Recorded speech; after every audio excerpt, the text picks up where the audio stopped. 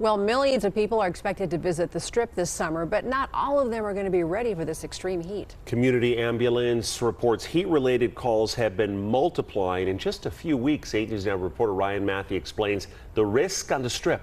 Of all to feel lucky about on the Las Vegas Strip, the heat's not one of them. My face is already peeling because it's so hot here. Monday was Grace and Sarah Klausing's first day in from Ohio. We just walked out of the restaurant down the road and we're already dripping sweat. But like the thousands sweating shoulder to shoulder nearby, the experience may be worth the risk. We only have a couple days here.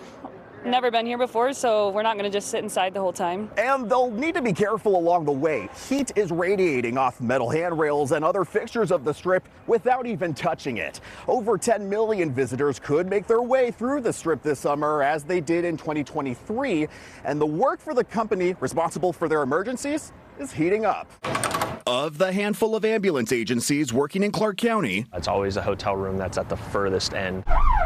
Community Ambulance is responsible for the most, including the area that becomes the most densely populated in the state. The Strip, to them, runs from Sahara down to the South Point. It became their jurisdiction in 2023. Ended up being about 35,000 calls just in that single year within that corridor. Senior Director Glenn Simpson says the first 3 weeks of June saw 42 heat-related calls. In May, the entire month saw roughly a third of that. With alcohol, we do see an increase in dehydration, and as a result, those are typically calls that we're responding to on a very frequent basis. And the time spent on task here takes longer than anywhere else they cover. We spend more time having to, 1, get to the location, 2, get up to the room, 3, begin our assessment, and then move the patient to the hospital.